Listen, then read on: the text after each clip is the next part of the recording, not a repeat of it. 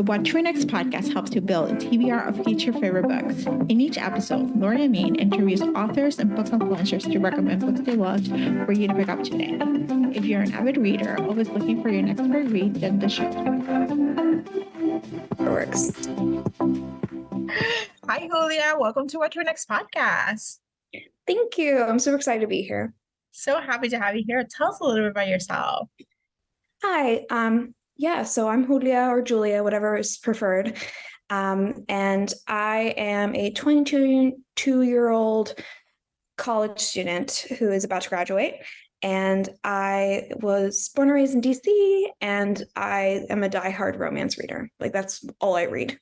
All right. So tell me about your romance reading journey. Like, when did it start? What happened? What was your gateway drug? So mine is like the most basic gateway drug of all time, The Hating Game by Sally Thorne. And I distinctly remember in March of 2019, I was almost finished with high school. I finished high school like a month early. So I was kind of bored and I wanted to do something else. So I was on Amazon back when I used to buy books mostly on Amazon. And I stumbled across a very cute cover. And I was like, this is such a cute cover. Mm-hmm. And I had been looking for like a new side project and things to do. So I was like, let me just get this and see what it's like. I was always someone who hated reading growing up. Mm-hmm. Every book I read was about really, really depressing topics. Mm-hmm.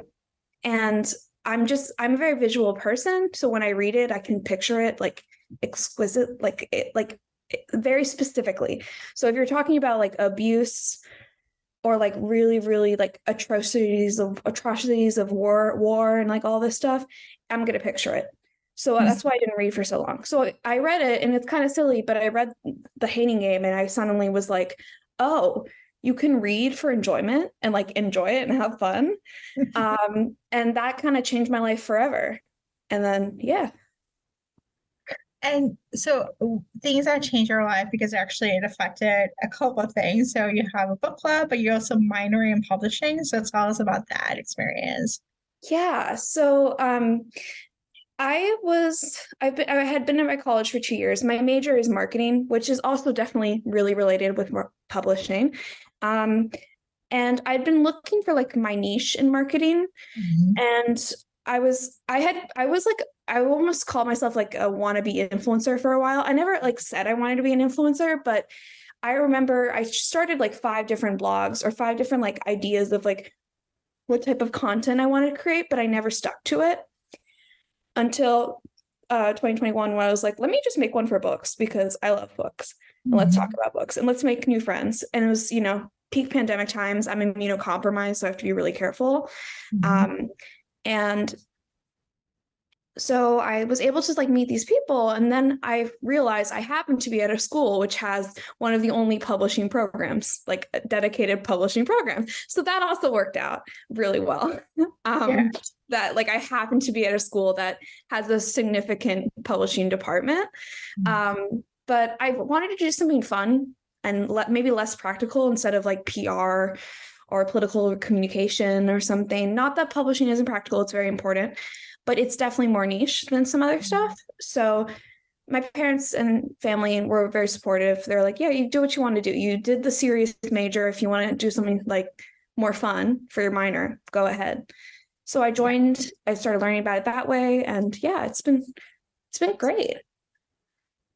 So let's chat about the book club. Let's talk about the book club. What made you start it? What was the book club and how people can join? Yeah. So I started, it kind of happened organically just based off of my first few months of being on Bookstagram. I joined Bookstagram August of 2021. I'm almost going to be at 1.5 years in February. Very exciting. Mm-hmm. So I started in August of 2021, and in those few months, like one of the first friends I made on there, which is Books and Booze Day, Phyllis, she's Grace. I don't know if you know her. Anyways, she DM'd me first and was just like, I like your username, because she was very obsessed with my username and thought it was funny. And then said, let's do a buddy read. And I was like, what is a buddy read? Like, I had no clue what she was talking about. And she was like, oh, it's where people, read the books and they read it together and da da da da. And I was like, oh, that's okay. That sounds good. Like, let's do that. And she was like, yeah, let's go ahead. And we did that. And I was like, this is fun. But like, I would love to talk about this with more people because I'm an introvert, but I do like being extroverted in small portions. And I also realized that I like picking what book I'm going to read. Like, I really hate it when people tell me what to read, even if it's someone I really trust and love and adore.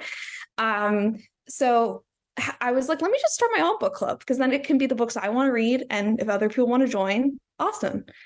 Not saying that I don't take recommendations or anything like that, but I think it comes from a place of being in school where they're like, you have to read this, this, and this. And like, well, now I don't want to read it. Yeah. So how do you pick the books? Like how do you figure out the book picking process? So it's a little bit of everything. I do poll my book club members. Like we have I do like surveys and I ask them how they're feeling about the book club. Ever the marketer, always gonna like make sure that everyone is doing what they need to do. But I will like poll them, say like, hey guys, is there any books in particular that you would like to have an event for? And I take suggestions. And then I am very conscious and very like,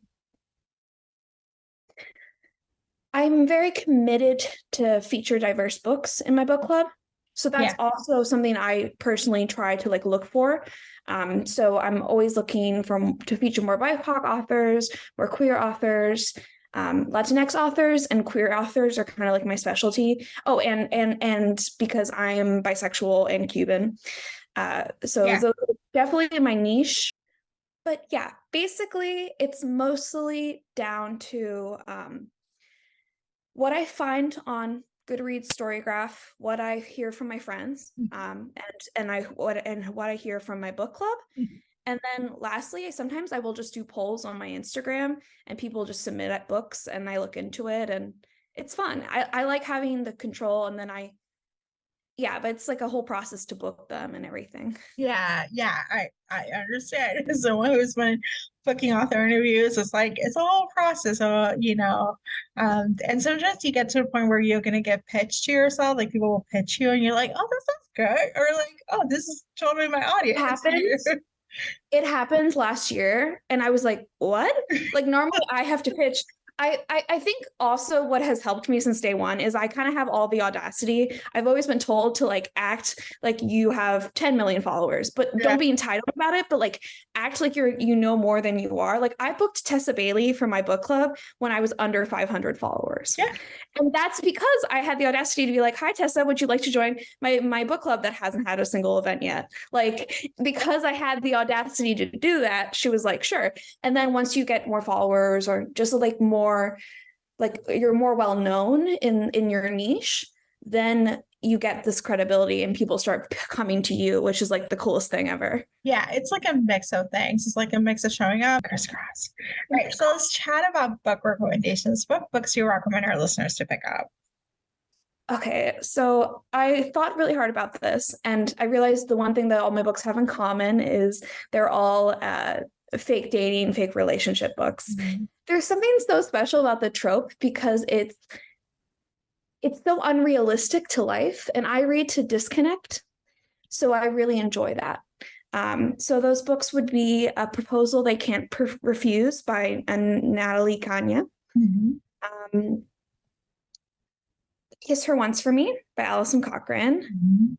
And I think Fake It Till You Bake It was a great one. A couple others. Wait, sorry, I'm going to pull up my list. Just so you have it all in one place. A Proposal They Can't Refuse, Count Your Lucky Stars, Kiss Her Once for Me, and Fake It Till You Bake It.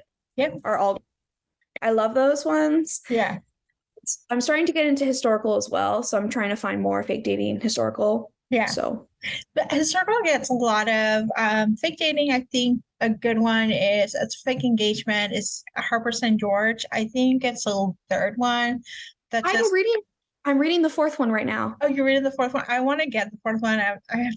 But the third book in the series is a fake engagement and relationship. So there's a lot of more marriage to convenience in in historicals than fake engagement, because there's like they lead to the marriage. So like, you know, like this is like situations arises and like we gotta get married. And so you find out more there.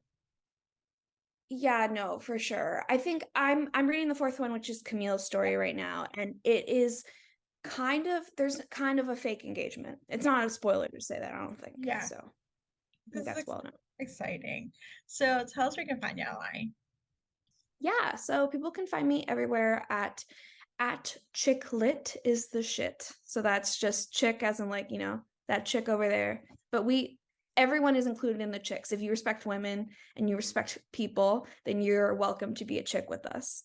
And that's the thing. So it's not a gender. We're trying to reclaim the word that associates anything with women as cringy as cool. And that's why my username is chicklit is the shit. And I'm proud of it. But yeah, so just chicklit is the shit on everywhere. And then for my book, and then for the book club, you can find it at CLITS book club all together. So just Clit's book club, which is the acronym for chicklit is the shit. Love it. I love it so much. Thank you, Julia, for being on the show. Thank you for having me. If you enjoyed this podcast, feel free to share with friends, subscribe, rate, and review the show. This is the easiest way to support the podcast. For a list of books mentioned and other romance recommendations, please visit whattoreadnextblog.com. Did you know you can purchase audiobooks directly from your favorite local bookstore? With Libro.fm, you can pick up more than 250,000 audiobooks, including bestsellers and recommendations from real booksellers. You'll get the same audiobooks at the same price as the largest audiobook company, you know the name, but you'll be part of a different story, one that supports your local community. If you're new to audiobooks, there's a perfect way to squeeze into more reading into your busy life. Listen with the free Libro.fm app while you do your chores, walk your dog, relax at home. The What to Read Next podcast has a special offer for our listeners. Get 2 audiobooks on Libro.fm for the price of 1 with your first month of membership. Use code What to Read Next. This offer is only valid for new members in Canada and the US. Thank you so much for listening and have a great day.